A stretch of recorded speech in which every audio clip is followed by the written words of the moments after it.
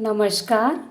मैं प्रोफेसर मीना श्रीवास्तव, शासकीय कमला राजा कन्या स्नातकोत्तर महाविद्यालय ग्वालियर में इतिहास विषय की प्राध्यापक और विभाग अध्यक्ष हूँ। आज मैं बात करूँगी आप सभी से भारतीय नारियों का इतिहास के अंतर्गत प्राचीन काल में ब्राह्मण धर्म में नारी की स्थिति किस प्रकार की थी। चलिए बात करते हैं शुरू। ब्राह्मण धर्म की उत्पत्ति वैदिक धर्म से हुई है। आदि काल से ही नारी पूजनीय रही है और ब्राह्मण धर्म के अंतर्गत ही जगत जननी पार्वती, उमा, शिव, शंकर इन सभी को माना गया है, पूजा गया है। नारी के देवी के रूप में 9 रूप माने गए हैं: कपालाभरणा, काली, सिंहवाहिनी, दुर्गा, महाकाली, चामुंडा, शिवानी, रुद्राणी और भवानी। लक्ष्मी, वैष्णवी, ब्राह्मी, इंद्राणी, सरस्वती आदि के रूप में भी महिला देवियों की पूजा की जाती है।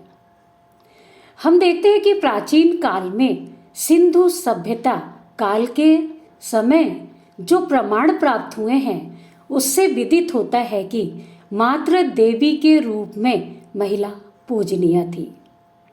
महाभारत काल के समय को भी यदि हम देखें तो हमें यह उदाहरण प्राप्त होता है कि विजय प्राप्ति के लिए अर्जुन ने दुर्गा की आराधना की थी, अर्थात कि देवी महिला पूजनीय थी और कई नामों से अर्जुन ने उनकी स्तुति की है, जैसे कि कुमारी, विजया, उमा, कांतार, वासनी, काशकी, काली, महाकाली, कपाली, चंडी, कात्यायनी, कराला आदि।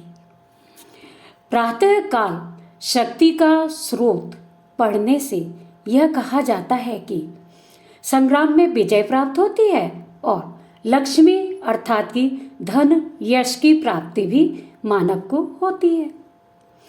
गंगा यमुना के रूप में भी नदियों को देवियों के रूप में माना गया है, स्वीकारा गया है और उनकी पूजा की जाती है। माता पिता पूजनीय माने जाते हैं।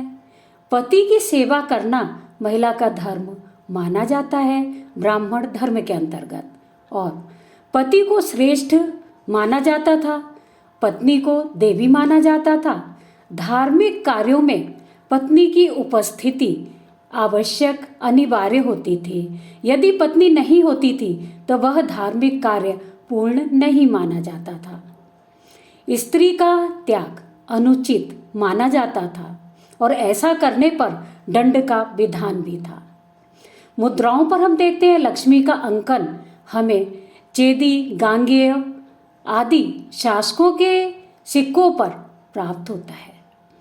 चंदेल शासक कीर्ति वर्मा के सिक्कों पर भी लक्ष्मी का अंकन किया गया है, जिससे ये स्पष्ट होता है कि लक्ष्मी देवी पूजनीय थी। कश्मीर की शासिका दिद्दा थी और उसके सिक्कों पर भी हमें लक्ष्मी का अंकन प्राप्त होता है। ब्राह्मण धर्म में इंद्राणी, रुद्राणी, सर्वाणी, भवानी आदि के नाम से महिला देवियों को पूजा जाता था।